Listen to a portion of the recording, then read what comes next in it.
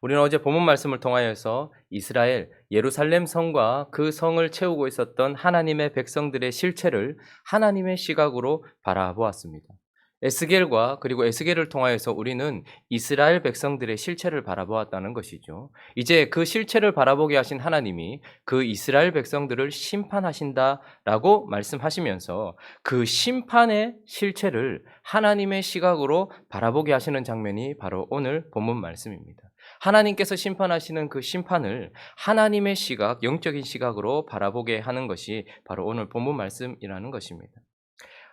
1절에 보면 그분께서 이렇게 말씀하십니다. 그가 큰 소리로 내게 외쳐 이르시되 이 성읍을 관할하는 자들이 각기 죽이는 무기를 손에 들고 나오게 하라 하셨습니다. 2절 있습니다. 시작. 내가 보니 6사람이 북향한 윗문 길로부터 오는데 각 사람의 손에 죽이는 무기를 잡았고 그 중에 한 사람은 가는 베옷을 입고 허리에 서기관의 먹그릇을 찼더라. 그들이 들어와서 놋제단 곁에 서니라.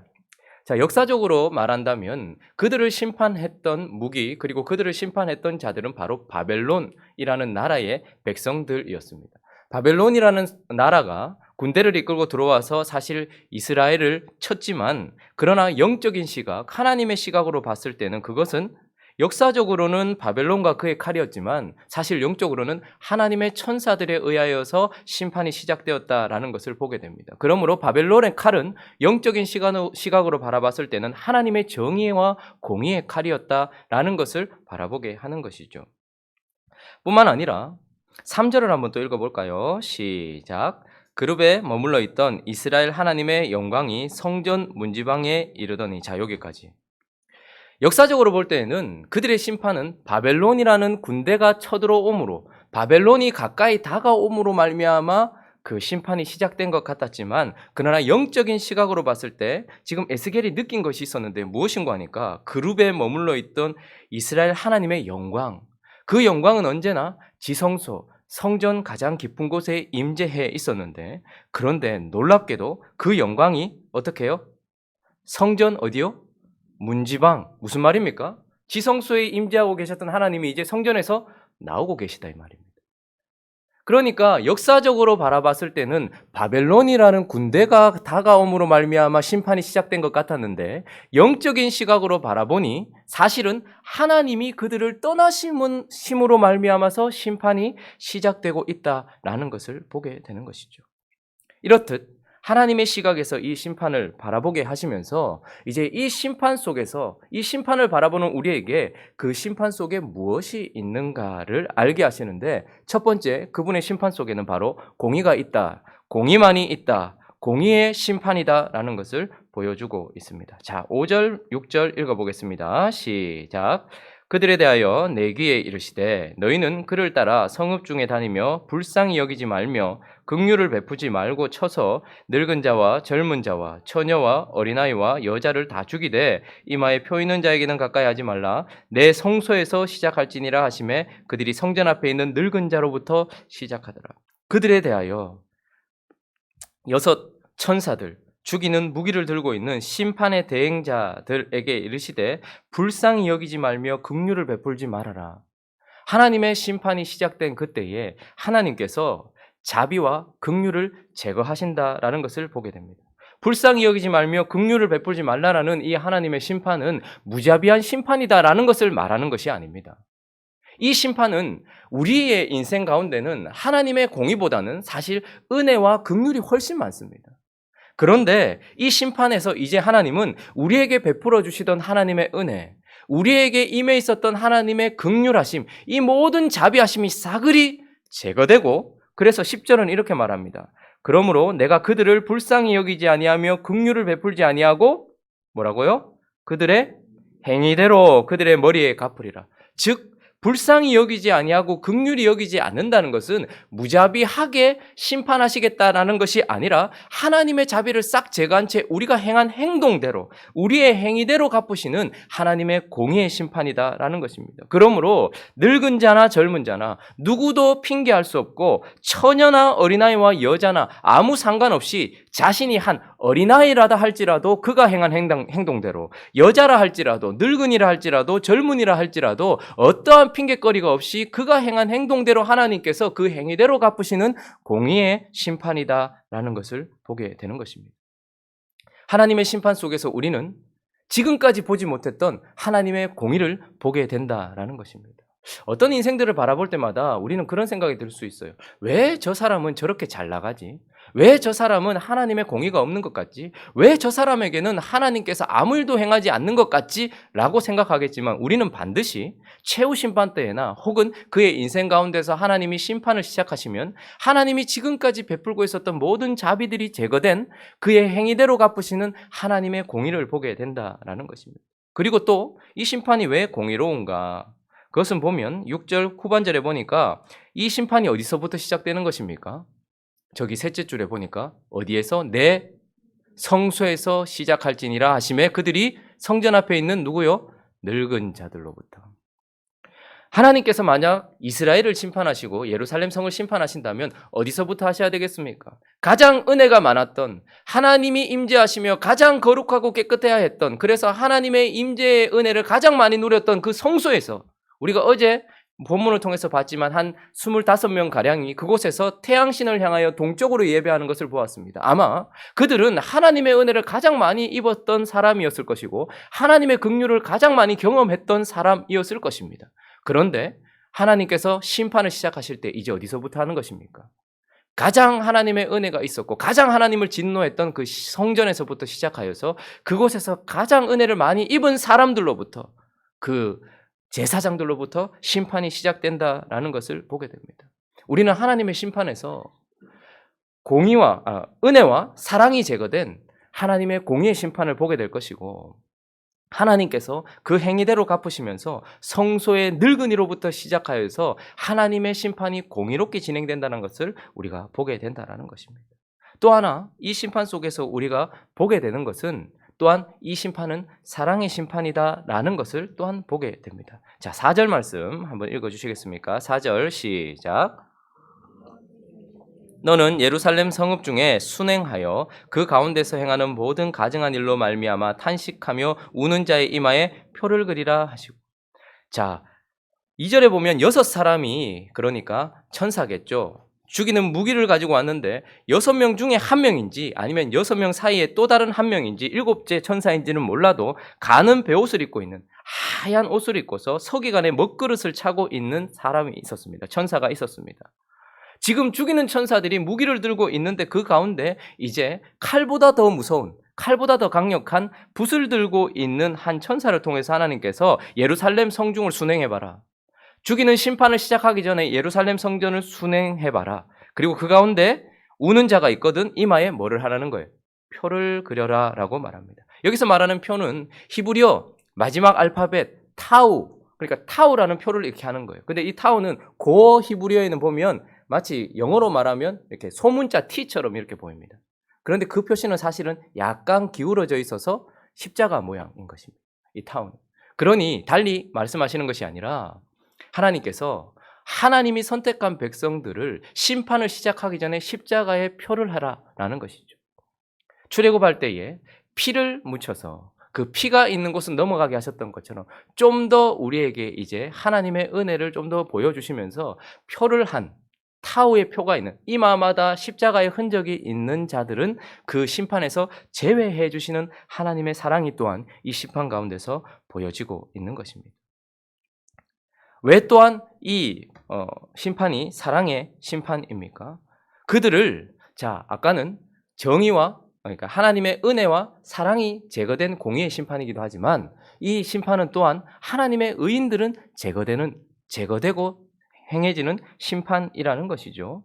그런데 그들이 어떤 자인가? 표를 받은 자들인데 누구에게 표를 했는가 보면 4절에 다시 한번 보시면 너는 예루살렘 성읍 중에 순행하여 그 가운데서 행하는 모든 가증한 일로 말미암아, 자, 읽어봅니다. 시작.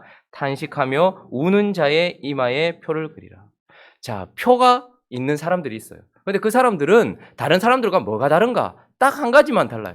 다른 사람들은 우상 숭배하고 다른 사람들은 하나님을 버렸고 이 사람들은 하나님을 버린 적이 없고 하나님 앞에서 바르게 살았는가? 그게 아니라는 말이에요. 이들 또한 똑같은 우상 숭배에 있었던 자들이었습니다.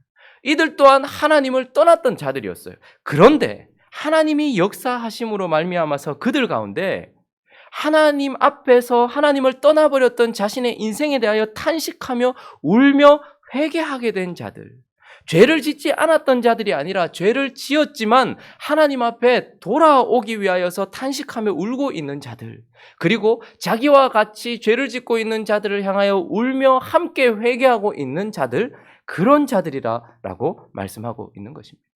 왜 이 심판 가운데 하나님의 사랑이 보입니까? 하나님은 분명히 거룩하고 깨끗한 사람이 아니라 더럽고 추악하지만 그러나 그것에 대하여 아파할 줄 알고 하나님 앞에 죄를 지었다라는 것을 알고 탄식하며 울며 회개하는 자들을 하나님은 그냥 내버려 두시지 아니하시고 그에게 타우 표시를 하는 거예요. 그리고 그는 손대지 말아라. 6절에도 보면 늙은 자와 젊은 자와 처녀와 어린아이의 여자를 죽이되, 얼마나 무서운 말씀입니까? 그런데 이마에 표 있는 자에게는 가까이 하지 말라.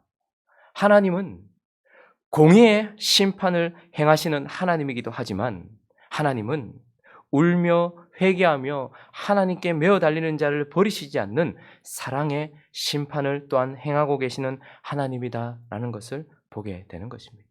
이 심판 속에서 우리는 하나님의 자비와 긍휼이 제거된 공의를 보지만, 그러나 이 심판 속에는 그 죽음의 모든 심판 가운데서도 의인들이 제거되어지는 하나님의 사랑도 보게 되어진다라는 것입니다. 또 한 가지 이 심판 속에서 하나님께서 우리에게 보여주시는 것이 있는데, 그것은 바로 이 심판은 하나님의 영광의 심판이다라는 것입니다. 자, 8절 한번 읽어볼까요? 8절. 11절부터 먼저 읽어보죠. 11절 있습니다. 11절 시작. 보라, 가는 베옷을 입고 허리에 먹그릇을 찬 사람이 복명하여 이르되 주께서 내게 명령하신 대로 내가 준행하였나이다 하더라. 여러분, 그 땅은 대를 이어오면서 하나님의 말씀이 살아 역사함에도 불구하고 그 말씀이 한 번도 준행되어져 본 적이 없었던 땅이었습니다. 그 땅은 하나님의 말씀이 그렇게 선포되고 있음에도 불구하고 그 명령대로 준행되어지지 않았던 땅이었습니다. 그런데 이제 하나님께서 큰 소리로 이 성읍을 관할하는 자들을 부르시고 죽이라 라고 하시는 그 어마무시한 명령에도 불구하고 그 천사들은 하나님의 말씀을 따라서 명령하신 대로 이 모든 것들을 준행하였나이다 라는 선포를 하고 있는 거예요. 이것을 통하여서 하나님의 뜻이 이루어지며 하나님의 명령대로 공의가 이루어졌다라는 그 땅에서의 하나님의 영광이 드디어 드러나게 되는 영광의 심판이다라는 것입니다. 그리고 또 한 가지 8절을 한번 읽어볼까요? 더 영광스러운 것은 무엇인가 하니까 그들이, 자 읽습니다. 시작. 그들이 칠 때에 내가 홀로 있었는지라 엎드려 부르짖어 이르되 주 여호와여 예루살렘을 향하여 분노를 쏟으시오니 이스라엘의 남은 자를 모두 멸하려 하시나이까. 지금 어떤 장면입니까? 하나님께서 천사들을 향하여 사실은 명령하셨습니다. 다 나와라. 그리고 모두 죽여라 라고 말씀하셨어요. 자, 이 명령은 사실은 죽이는 심판을 하는 천사들에게 주어졌어요. 그런데 1절을 보시면 또 그가 큰 소리로 누구에게 외쳤다라고 말합니까? 내 귀에 외쳤. 여러분, 심판은 에스겔에게 명령하신 것이 아니에요. 그런데 에스겔은 그 심판의 명령이 자기 귀에 말하는 것처럼 들렸어요. 그가 큰 소리로 내 귀에 외치더라 이 말입니다.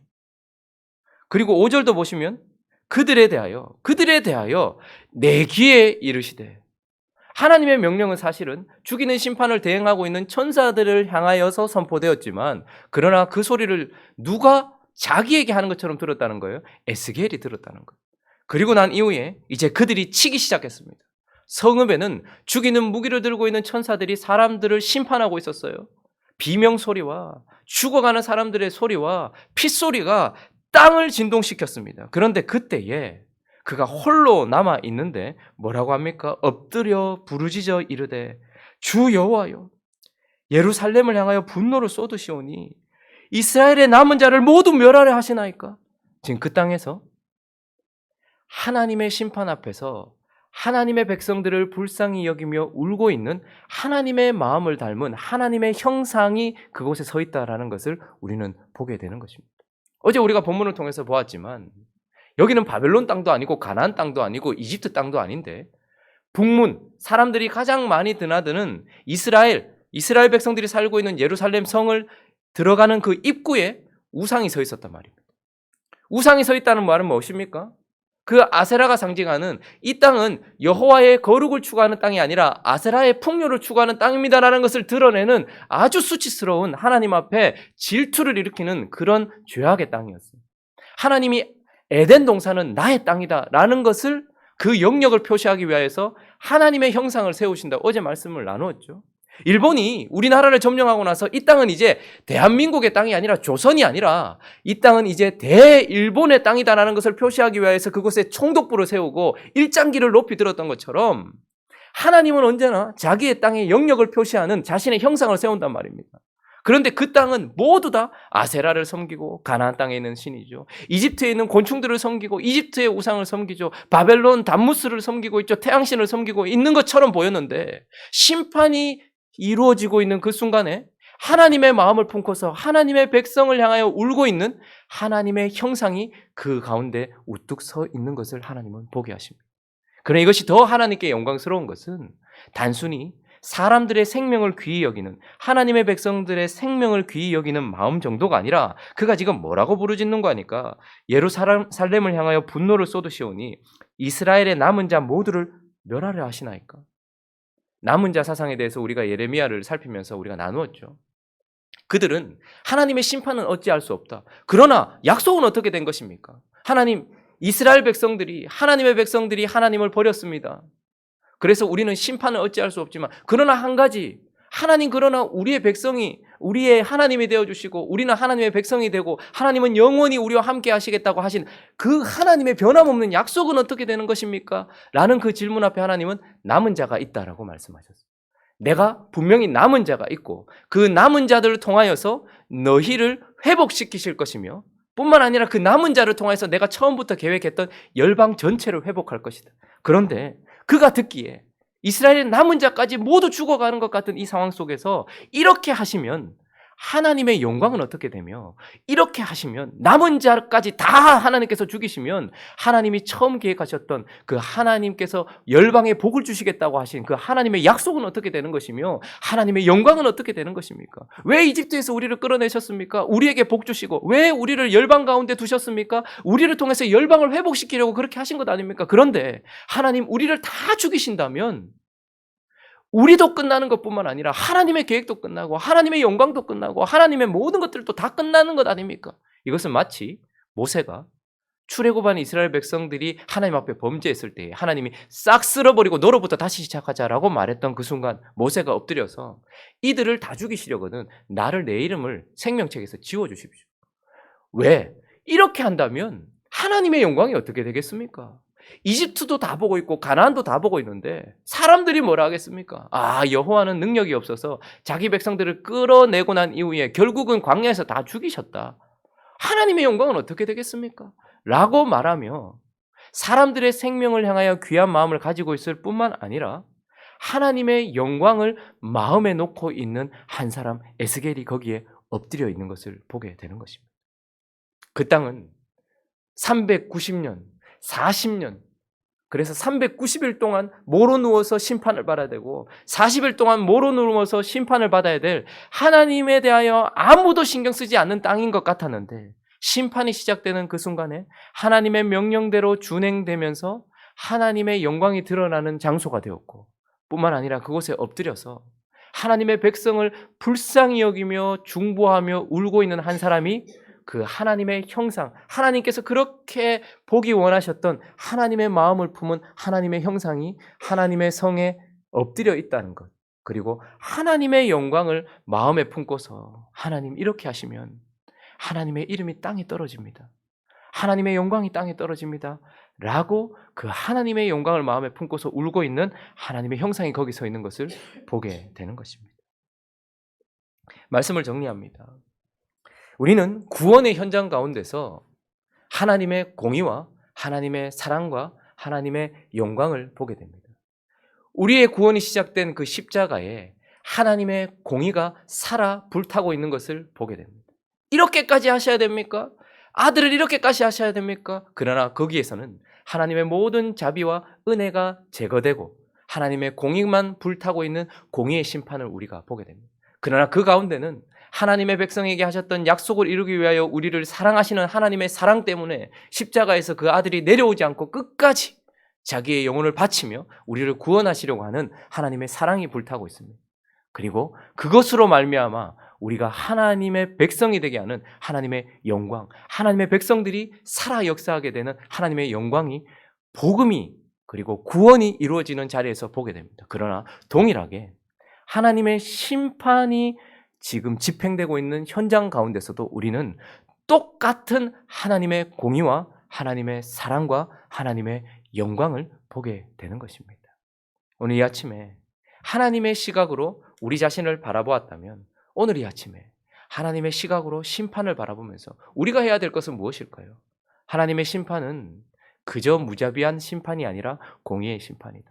그리고 하나님의 심판은 의인들은 제거해 주시는 사랑의 심판이다. 그것을 기억하면서 심판을 대행해야 될 천사들은 그 말에 준행해야 되지만 그러나 같은 몸을 입고서 같이 함께 우상 숭배했던 자로서 그러나 이제는 하나님께 돌아온 자로서 우리는 무엇을 해야 됩니까? 하나님의 마음을 품고서 하나님 이 땅을 불쌍히 여겨주십시오. 하나님 우리를 긍휼히 여겨주십시오. 그리고 하나님의 영광을 위하여서 하나님 용서해 주십시오라고 부르짖을 줄 아는 진정한 하나님의 시각으로 심판을 바라보며 그 앞에 하나님의 형상으로 서서 지금 이 땅을 위하여 그리고 하나님을 위하여 중보하며 기도하는 저와 여러분들 되시기를 예수 그리스도의 이름으로 축원합니다. 같이 한번 기도하겠습니다. 우리는 성령의 시각으로 하나님의 시각으로 무엇인가를 바라볼 필요가 있습니다. 이스라엘 백성들의 실체를 우리가 어제 살폈죠. 이제 그 심판, 우리는 우리의 눈으로 그저 피가 흥건하며 무자비한 바벨론의 칼만 볼 것이 아니라 이것은 실제로 하나님의 정의의 칼이며 바벨론의 다가옴이 아니라 하나님이 성전을 떠나심으로 말미암아 시작된 심판이라는 하나님의 입장에서 이 심판을 바라보면서 우리가 봐야 될 것, 그것은 바로 그분의 공의와 또한 그분의 사랑 그리고 그분의 영광입니다. 우리 또한 이 심판의 자리에서도 하나님 앞에 엎드려서 하나님의 형상을 닮은 자로서 하나님의 형상을 담은 자로서 하나님께 영광 올려드리는 우리가 될 수 있게 해달라고 그렇게 기도하며 이 땅을 놓고 중보하는 우리가 이 땅의 파수꾼이라는 것을 잊지 않도록 해달라고 또 각자의 기도 제목들을 가지고 함께 기도하며 나가도록 하겠습니다. 기도하겠습니다.